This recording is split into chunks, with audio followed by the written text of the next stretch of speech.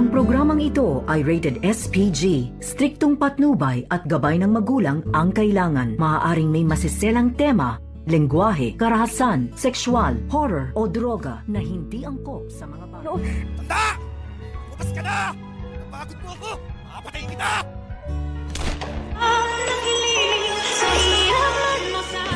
Narito na nga ang ating pakabangan ngayong Martes sa Abot Kamay na Pangarap. Sa wakas ay nakaligtas nga itong si Lynette dito sa humahabol ng mga magnanakaw.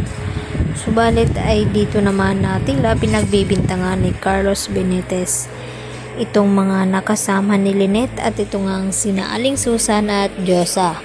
At dito niya nga na sinisisi ni Carlos kay Lynette na kung bakit daw sila nilooban.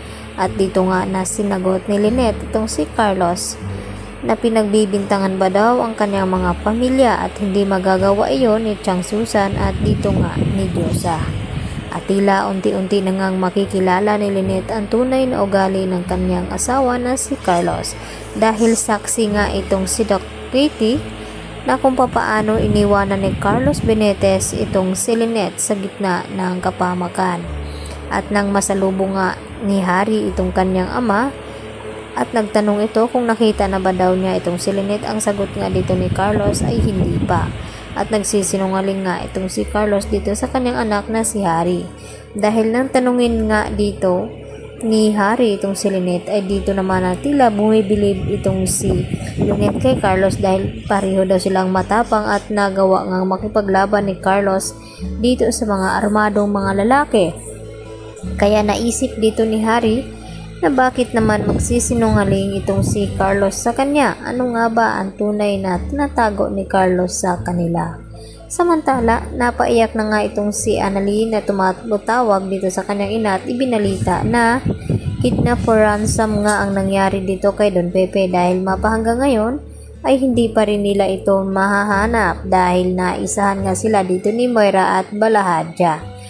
At ito namang si Zoe ay tila naawa naman siya dito kay Don Pepe kaya nagawa niya itong tanggalan ng tali nang sa ganon ay magamot ni Zoe itong mga pasa na naidulot dito ni Balahadja kay Don Pepe.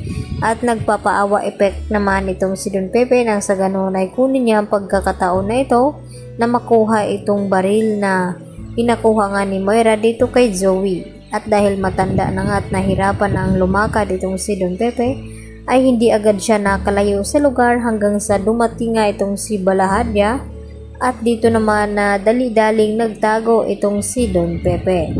At dito na nasalubong ni Zoe itong si Balahadja at binantaan na sana raw ay huwag saktan itong kanyang lolo dahil sa matanda na nga ito.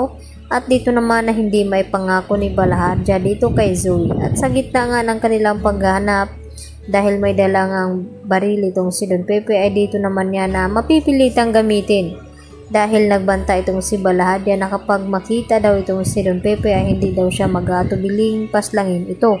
Kaya bago maunahan itong si Don Pepe ay nauna na nga siyang pumutok at dito naman na hindi sinasadya na natamaan itong si Zoe at itong si Balahadja. Kaya yan naman ang ating pakatutukan bukas kung tuluyan nga bang makatakas itong si Don Pepe na ngayon nga ay hirap-hirap na nga siyang makalakad dahil sa kanyang katandaan. At lalo pa't malalakas itong kanyang mga kalaban at parating na rin doon itong si Moira. At ikakagulat nila nang mayroong natamaan sa baril dito na hawak ni Don Pepe at walang iba kundi itong si Zoe. Yan po ang aking karagdagang latest update mga kapuso at yan lang po ang ating patuloy na pakaabangan bukas. Dito lamang yan sa Abot Kamay na Pangarap. Yan lang po at marami pong salamat hanggang sa muli. Bye bye!